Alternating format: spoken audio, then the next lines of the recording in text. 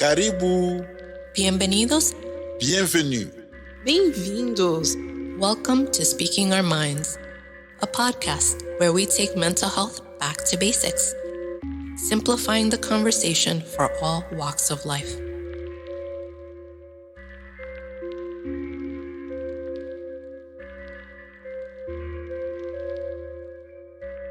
Hello, welcome back to our podcast, Speaking Our Minds on the topic of mental health. My name is Leah Elliot, Behavioral Health Specialist with the Nashua Division of Public Health and Community Services. I'm also a licensed social worker.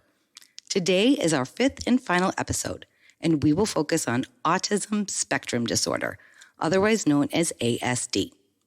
Autism spectrum disorder is a developmental disorder caused by differences in the brain.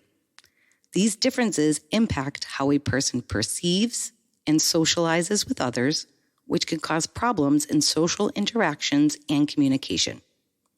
People who have autism spectrum disorder also have limited and repetitive patterns of behavior.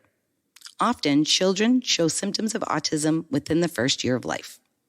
Some children appear to develop normally in the first year and then go through a period of regression between 18 and 24 months of age when they develop autism symptoms.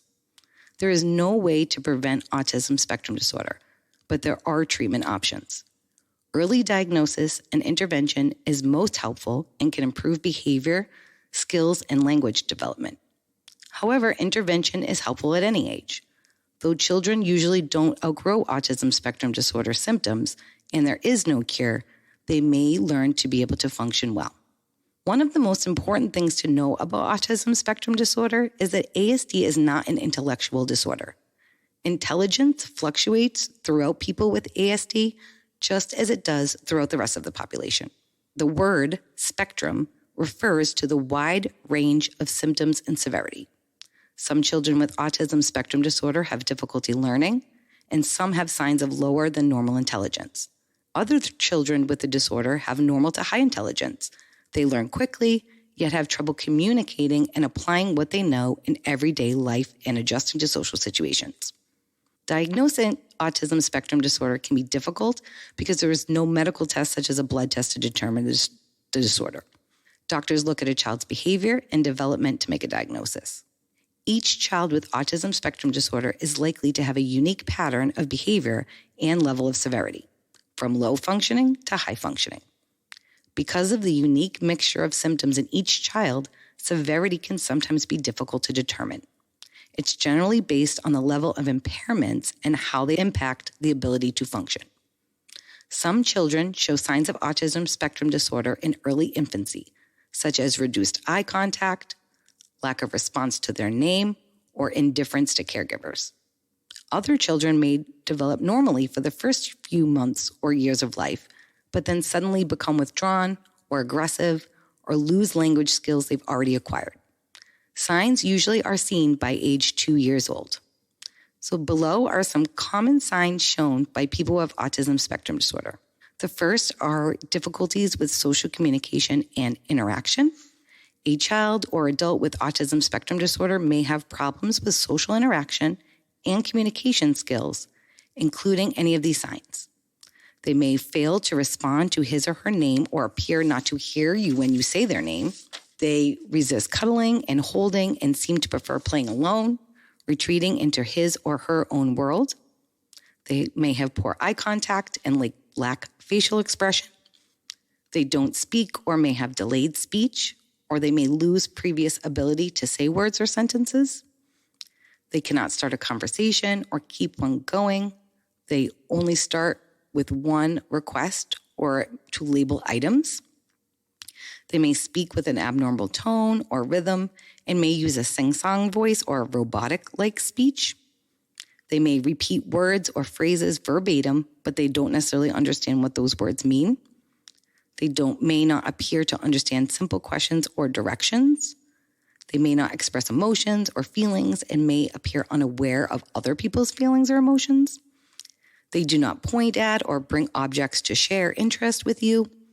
They may inappropriately approach a social interaction by being passive, aggressive, or disruptive.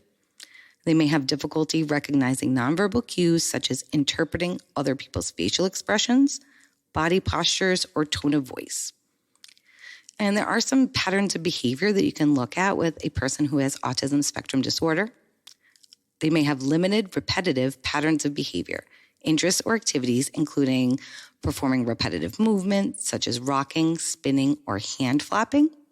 They may perform activities that could cause self-harm, such as biting or headbanging.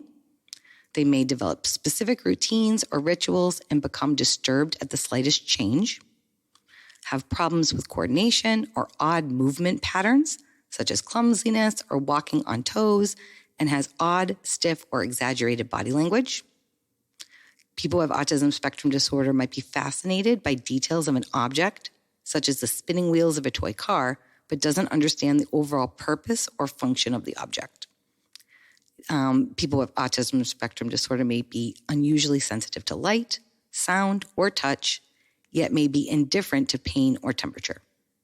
People with autism spectrum disorder do not engage in imitative or make-believe play, and they may fixate on an object or an activity without abnormal intensity or focus.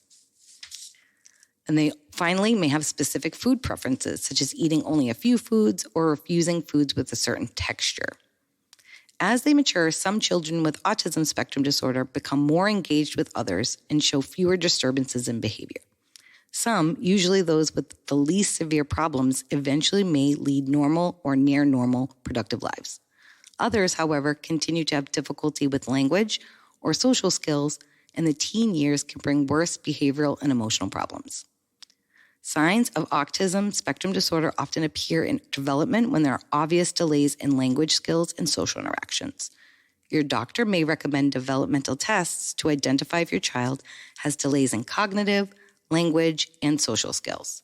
So if your child does not respond with a smile or happy expression by 6 months, doesn't mimic sounds or facial expressions by 9 months, doesn't babble or coo by 12 months, doesn't gesture such as point or wave by 14 months, doesn't say single words by 16 months, doesn't play make-believe or pretend by 18 months, doesn't say 2-word phrases by 24 months, or loses language skills or social skills at any age. Autism spectrum disorder has no single known cause. Given the complexity of the disorder and the fact that symptoms and severity may vary, there are probably many causes. Both genetics and environment may play a role. So as far as genetics, several different genes appear to be involved in autism spectrum disorder. Genetic changes such as mutations may increase the risk of autism spectrum disorder. Still, other genes may affect brain development or the way that brain cells communicate, or they may determine the severity of the symptoms.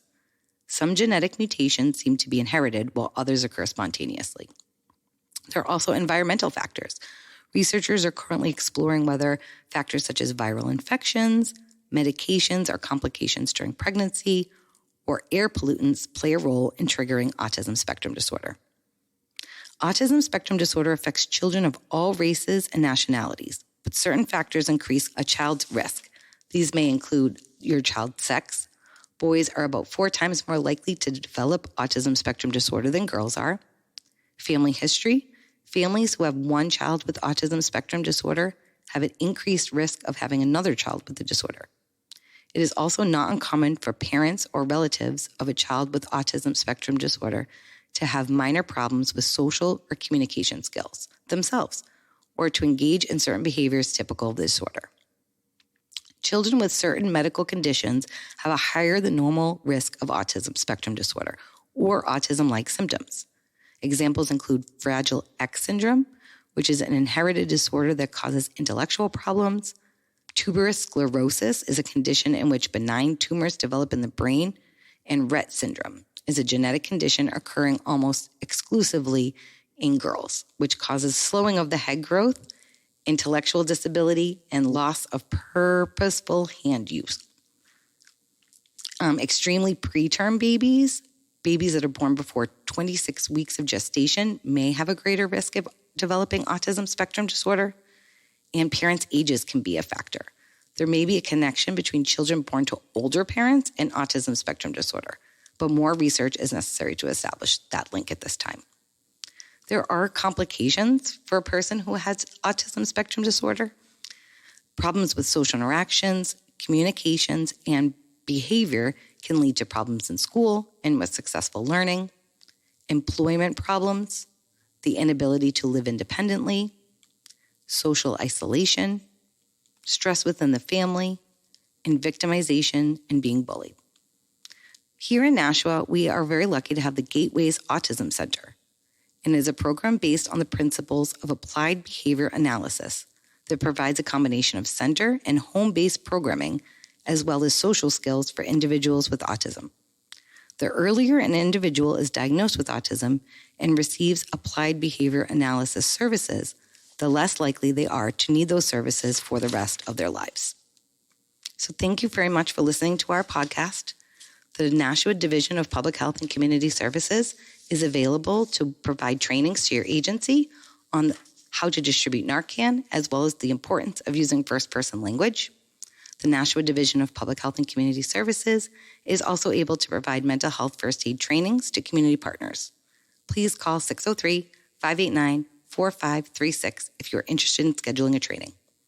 If you or a loved one are experiencing a mental health crisis, please call the New Hampshire Rapid Response Line at 1-833-710-6477 or calling 988.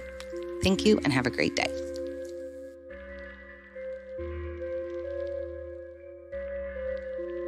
This has been a First Gen Multimedia production. Thanks for listening.